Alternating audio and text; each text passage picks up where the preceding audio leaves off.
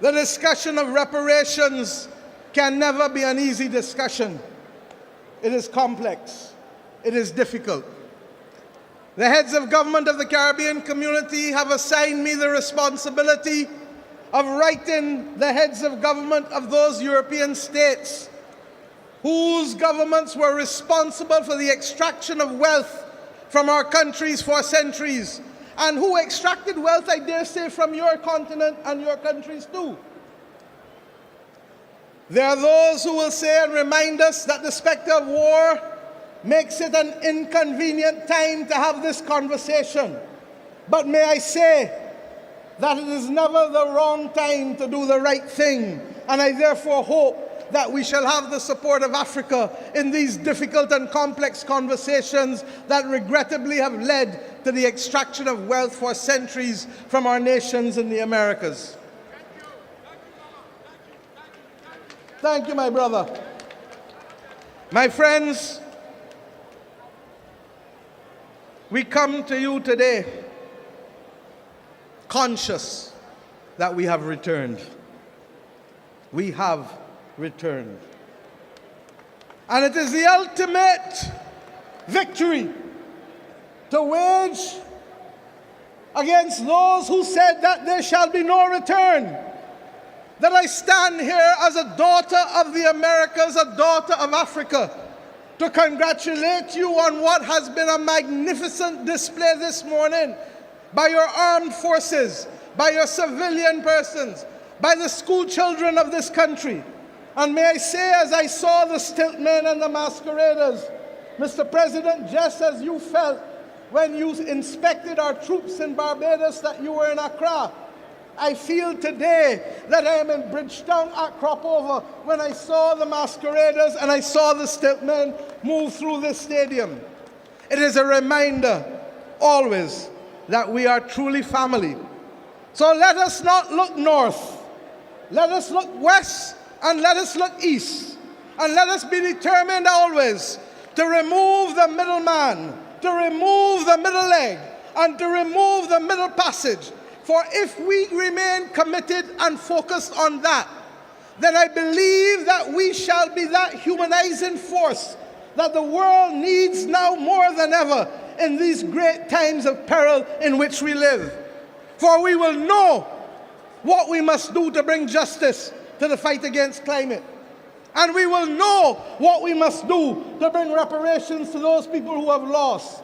And we will know what we must do to ensure that those in this continent and in the Americas should not be deprived of vaccines at a time when other countries literally are throwing them away as if they didn't matter.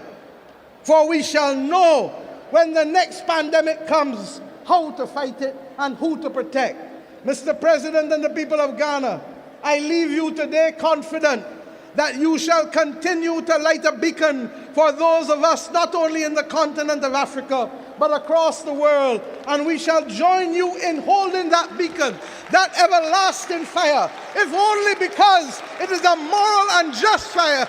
It is a moral and just fight that we wage. But we are equally conscious that those who labor in a great cause, my brothers and sisters, shall never fail. Long live the Republic of Ghana, long live the Republic of Barbados, long live the Caribbean civilization, long live the civilization of Africa. Thank you. Welcome back to the channel. If you're interested in the bigger political stories affecting Jamaica, the Caribbean and the world, you're in the right place. Today, we're taking a closer look at the speech that sparked intense debate across the region. What did Mia Mottley actually say? And why are so many people discussing its impact on Jamaica and international relations? We'll separate the facts from the headlines and explore what it could mean for the future. Before we begin, make sure you subscribe and turn on notifications and leave a comment with your thoughts. Your support helps us bring you more content like this. Let's watch this video till the end and I'll be back with a few comments. Thank you very much, Mr. Master of Ceremonies. President of the Republic of Ghana, His Excellency Nana Akufo-Addo, and First Lady of the Republic of Ghana, Mrs. Rebecca Akufo-Addo, Vice President of the Republic, and Second Lady of the Republic of Ghana, Your Lordship, the Chief Justice of the Republic of Ghana, honorable members of the Council of State, ministers, members of Parliament, members of government officials of Ghana, traditional rulers and religious leaders of Ghana, members of the diplomatic corps, and indeed my own Minister of Foreign Affairs and my own ambassador, distinguished Ghanaian citizens all. Today I am filled with such hope, and I am so happy to be here with you to celebrate the 65th independence of your country. On behalf of the people and government of Barbados, I extend congratulations, our warmest congratulations to you on the attainment of this milestone. For us, you were the beacon that shone the light almost 1 decade before we came to that own moment ourselves. And that is why last year, when we became the youngest parliamentary republic, we asked your president to bless us with his remarks, because we felt that just as you led the way in 1957 and 1960, you led that way for us with the coming of our republic. It is almost trite to share with you that your founder leader, Kwame Nkrumah, inspired so many of us across the globe. After decades and in some instances centuries of colonialism and exploitation, the capacity to rise and to be able to say that we can, we shall, we will.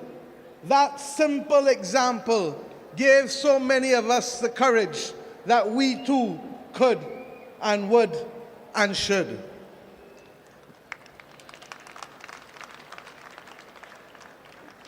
As I indicated to you just last year on the 30th of November, we took that step. And on that occasion, we elected our first president, Dame Sandra Mason, who has asked me also to pass her warmest regards to you, Mr. President, on the occasion of this 65th anniversary. It is significant to us, sir, that when you spoke and shared your message with us as a Barbadian nation, you indicated that it was our great fortune to be able to complete this circle of self-determination at a time when the world has so readily embraced the principles of democracy and enfranchisement. And yes, my friends, and yes, the young people of Ghana in particular, I am mindful that for you, this may seem a journey that is long, long past from where it started 65 years ago. But be assured that that anchoring 65 years ago is what allows us now to stand tall and proud, even as we see the ugly face rearing itself again of racism and imperialism across our world. We must never, never, ever accept that there can be first-class or second-class citizens in this world. And we equally assert today that there cannot be first-class and second-class nations in the global community. It is for that reason that we will work together in solidarity to fight the battles of our time, challenging as they're appearing to be, quickly as they're coming at us.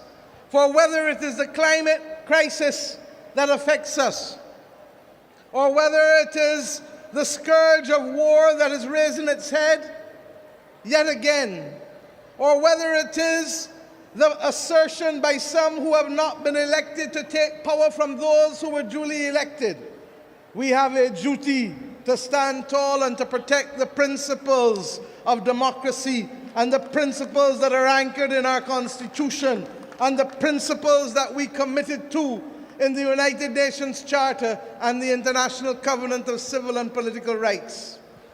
These may sound like a lot of big words to many of us, but the truth is, they are simple anchors that assure that each of us deserves the right to be heard, the right to be seen, and the right to be cared for. My friends, African-Caribbean solidarity received a new boost on the 7th of September last year when we came together for the first ever African CARICOM Summit. I want to let you know that it was your President's visit to Barbados in 2019, along with President Kenyatta, that allowed us, as I was getting ready to chair the Caribbean community, to agree that we should have that first summit. Alas, COVID visited us, and what was to be the first summit of June 2020 ultimately became the summit of the 7th of September 2021. My friends, out of that summit, we agreed to establish a permanent forum for African and Caribbean territories and states, and that forum would be jointly coordinated by the African Union and the CARICOM Secretariat. We agreed also to take steps that the 7th of September shall forever be known as Africa CARICOM Day. And we ask you, our brothers and sisters in Ghana, as we will in Barbados, to celebrate that day with the knowledge that those of us across the Atlantic can never be divided, not even by the forces of history or the passage of time. The establishment of this forum will allow for us to bring about synergies between the CARICOM single market and economy and the African Continental Free Trade Area. And it is significant that in both of these instances, our two countries lead the effort. In your case, for the Africa Continental Free Trade Area, and in the case of Barbados, for the CARICOM single market and economy. We've also agreed that we should collaborate and work much closer at the United Nations, because many of our objectives are the same and our mission is the same. We may have different routes by which we must get there, but if we have the same destination and if we have the same purpose, then we have a duty to collaborate and cooperate with each other. We've also agreed that that collaboration should be heard as we raise our voices against the inequity of vaccine distribution that has bedeviled our world as if there were truly first-class and second-class nations of the world. We reject that. We reject that. We ask ourselves to cooperate equally on the matters of the climate crisis, and we do so conscious that each of us is affected. You here with the same coastal erosion, whether in the Volta region or the Greater Accra region, or with the flooding that has regrettably taken lives here in your own country in 2019 and as recent as last year in August, affecting your ability to produce food, affecting your ability to buy food, because the costs continue to rise. And now that it is compounded by the realities of the pandemic and the realities of the war in Ukraine, we expect, regrettably, that there will be difficult times, that there will be increases in prices continuing. And I say to you, the people of Ghana, that in the same way that we have in Barbados to explain to our people that the cost of living that now chokes so many of our people is regrettably not national, but global in nature. For we only need to look at the impact that will be happening soon as we get our next shipments of oil, as we get our next shipments of food, as we get our ability to negotiate whether we can in fact get the shipping arrangements to receive that which we want to buy. But we know that we come from a proud and resilient people, and not even the combination of the pandemic and the climate crisis and the consequences of aggression in Ukraine can cause us to bow and to lose focus.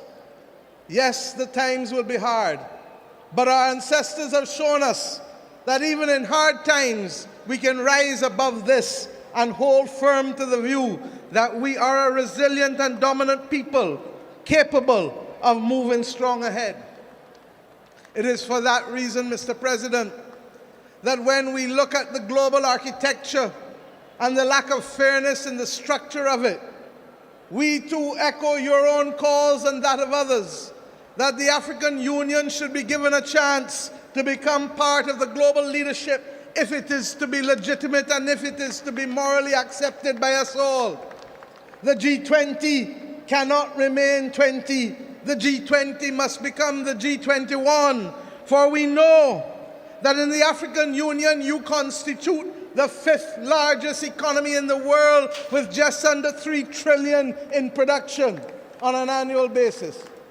And we know that the 1.3 billion people of this continent actually have the greatest demographic dividend to be reaped in the 21st century, with the largest percentage of young people on the planet Earth today to be found on the continent of Africa. If there is to be a future for these young people in Africa, then that future must be shaped not just by those who tell us what to do, but must also be shaped by those who experience what it is to provide for the 1.3 billion people on this continent.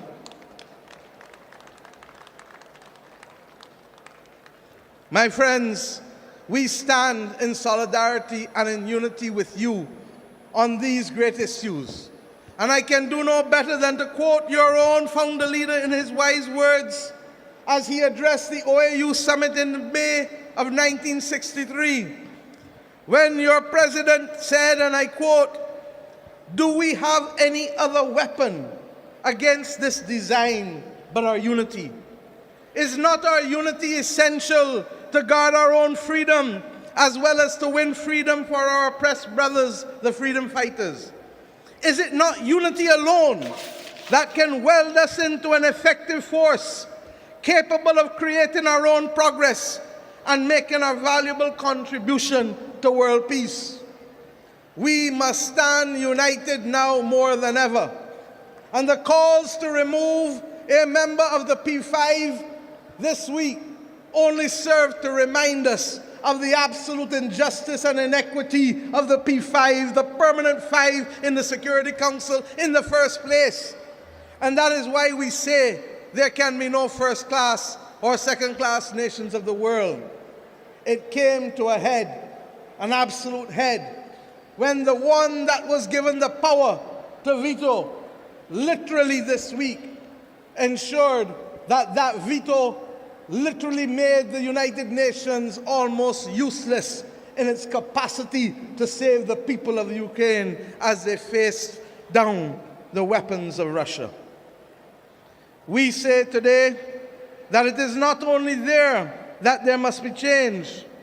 We ask the world to also recognize that the international financial institutions cannot accept that two countries, namely Greece and Ghana, can go to the market to borrow money, have the same credit rating, but Greece must be able to borrow, and regrettably, at a fraction of what Ghana must now pay for the cost of capital. That is and cannot be part of a fair and just world in the 21st century. And why must it change? Because in a very real sense, even though we settled the individual rights to protect each and every one of us, at the formation of the United Nations, we preserved an old colonial order of empires having the right to determine what the global community should look like. We now know that it does not work. And we now know that the time has come to work together to change it for the betterment of the nations of the world altogether, yes, but in particular for the betterment of the people of our nations who were suppressed and colonized, regrettably, for too long. My friends, I ask us also to recognize that in today's world, technology makes geography and size almost irrelevant. And therefore, it gives us that unique opportunity, and certainly, as we have done in the Caribbean and in my own country, to assert that the time has come to reclaim our Atlantic destiny, that the time has come for strong strategic leadership. And that is why we have come to look to you on so many things for partnership as you have looked with us.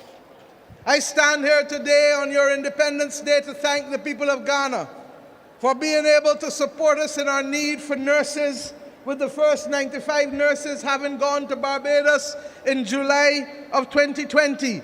We thank you, the government and people of Ghana, for that most generous gesture.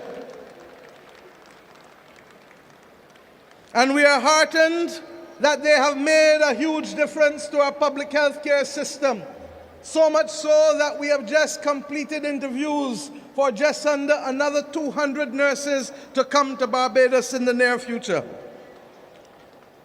We thank you equally for allowing us to work together to see how we can bridge the gap of travel between our nations.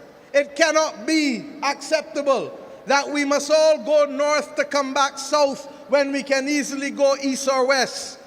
To go 7 hours and 50 minutes to London is much longer than if I would have come direct to Accra. It is within our grasp, Mr. President, to change these simple facts to connect our people. And all the more so because there are too many restrictions being placed on our people, even for the simple access of transit visas, even if we want to visit one another. We are independent, and we must now shape our future truly in the image of where we want our people to go, rather than being victims of the decisions of others over whom we have little control. I am happy that we were able equally to establish in the last year a mission, an embassy in this country to be able to promote trade, culture, and diplomacy. And the Barbados Embassy at Ghana in Accra is one of our first to have been established in the continent of Africa, along with our embassy at Nairobi. That it has taken 55 years for us to have a presence in Africa is a regrettable thing. That it has happened is something of which we can all be proud, for it lays the foundation for greater cooperation between our people in the small and the large things that matter. Mr. President and the people of Ghana, let me say that I want to share just a few 2 minutes with you about who we are as Barbadians and what we stand for. We are a people who are very proud. And we know, as I did and said when I addressed your parliament, that we were an Akan-speaking nation in the 17th century, that many of our people owe their inheritance to this great nation. And it is that spirit of resilience that you have shared with us that has come through the centuries in spite of the horrors of slavery. That for us, on 166 square miles, land means everything.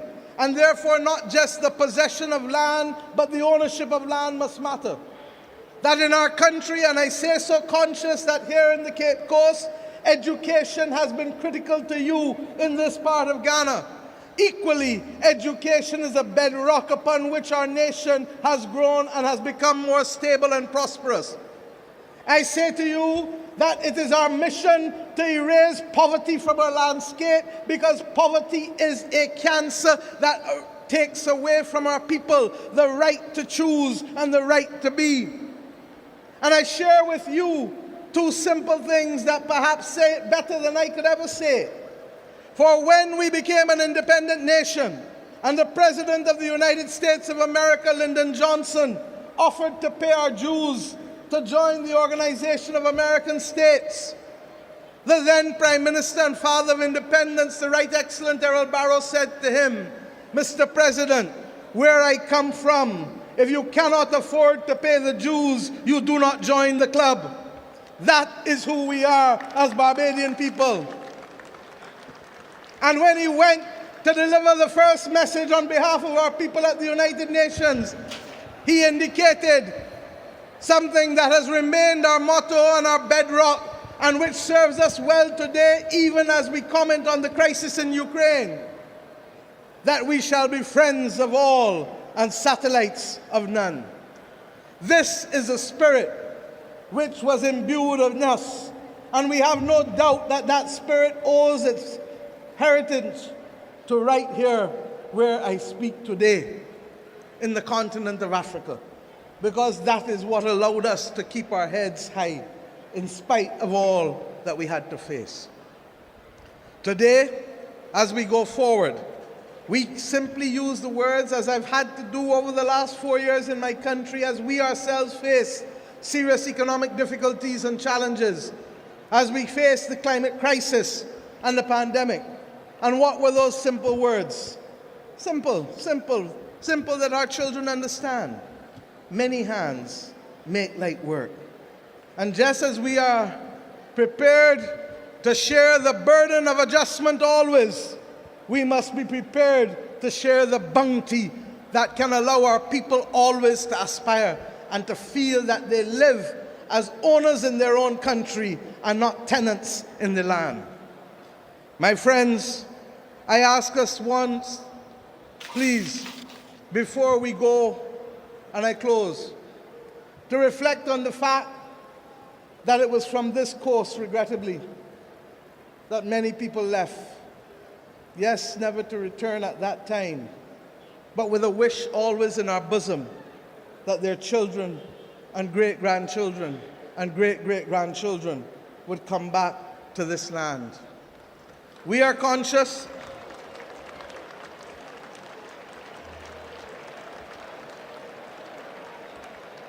it is emotional. We are conscious that those who put your family in those castles, those horror houses, whether here or in Gorée, did it because they simply did not see you, hear you, or care for you, and did it solely for the purpose of profit and solely for the purpose of power and dominion. It is regrettable that those same motives are showing themselves on the landscape of the world today. And if ever there is a people who can speak out against it with a moral authority, if ever there is the capacity for global moral strategic leadership, Mr. President, it must come from those of us who were affected on both sides of the Atlantic, those of you who lost brothers and sisters, and those of us whose great-grandparents and great-great-grandparents suffered the indignity of being treated less than human. We have come to this point today to say to these young people who sit opposite me that it must never happen again. And to ensure that it shall never happen again, we shall build monuments that you shall never forget. And it is therefore with pleasure that I share with you today that one of your own distinguished citizens, Sir David Ajay, has been the person responsible for designing the monument in Barbados, the country that has had, regrettably, a relationship with racism that is a blot on our history. The parliament which I lead, regrettably, was a parliament that in 1661 passed the slave code that came to spawn all of the other laws that govern slaves in the Americas. It is for that reason that we, the children of independence, have an obligation to build a monument such that these young people shall never forget the scars of history. And that monument shall pay tribute to 570 slaves buried in the burial ground at Newton Plantation in the parish of Christchurch, Barbados. We shall equally build there a genealogical research center so that we can truly understand who and who is exactly family.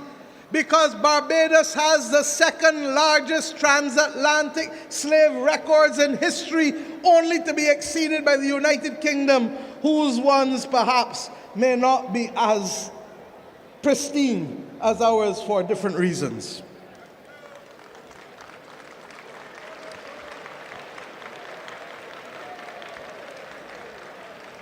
The monument that he has designed shall have 570 timbers standing tall. And we ask you, Mr. President, as we shall ask many of the other countries from where we have come and where we have gone to supply us with some of those timbers, so that your presence always shall be remembered by the people of Barbados whenever they visit that Barbados Heritage District at Newton Plantation. I end simply on this last point. The discussion of reparations can never be an easy discussion. It is complex. It is difficult. The heads of government of the Caribbean community have assigned me the responsibility of writing the heads of government of those European states whose governments were responsible for the extraction of wealth from our countries for centuries, and who extracted wealth, I dare say, from your continent and your countries too. There are those who will say and remind us that the specter of war makes it an inconvenient time to have this conversation. But may I say that it is never the wrong time to do the right thing, and I therefore hope that we shall have the support of Africa in these difficult and complex conversations that regrettably have led to the extraction of wealth for centuries from our nations in the Americas. Thank you, my brother. My friends, we come to you today conscious that we have returned. We have returned. And it is the ultimate victory to wage against those who said that there shall be no return, that I stand here as a daughter of the Americas, a daughter of Africa, to congratulate you on what has been a magnificent display this morning by your armed forces, by your civilian persons, by the school children of this country. And may I say, as I saw the stiltmen and the masqueraders, Mr. President, just as you felt when you inspected our troops in Barbados that you were in Accra, I feel today that I am in Bridgetown at Cropover when I saw the masqueraders and I saw the stiltmen move through this stadium. It is a reminder always that we are truly family. So let us not look north. Let us look west and let us look east. And let us be determined always to remove the middleman, to remove the middle leg, and to remove the middle passage. For if we remain committed and focused on that, then I believe that we shall be that humanizing force that the world needs now more than ever in these great times of peril in which we live. For we will know what we must do to bring justice to the fight against climate. And we will know what we must do to bring reparations to those people who have lost. And we will know what we must do to ensure that those in this continent and in the Americas should not be deprived of vaccines at a time when other countries literally are throwing them away as if they didn't matter. For we shall know when the next pandemic comes how to fight it and who to protect.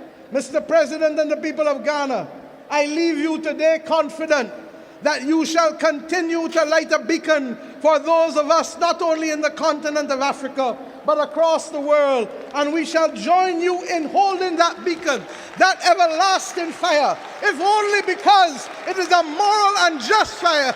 It is a moral and just fight that we wage. But we are equally conscious that those who labor in a great cause, my brothers and sisters, shall never fail. Long live the Republic of Ghana. Long live the Republic of Barbados. Long live the Caribbean civilization. Long live the civilization of Africa. Thank you. As we come to the end of today's discussion, it's important to remember that the speeches by political leaders are often sparkle strong reaction, especially when they touch on issues affecting the Caribbean, international relations, and the future of our economies. Whether you agree with Mia Mottley or not, one thing is clear. Her words have once again placed place the Caribbean at the center of an important global conversation. For Jamaica, this is a reminder that the decision made today will shape the opportunities available for the future generation. Citizens expect leadership that protect jobs, strengthen the economy, improve education, provide quality health, and create the safer communities. These are concerns that go beyond political parties because they affect every family.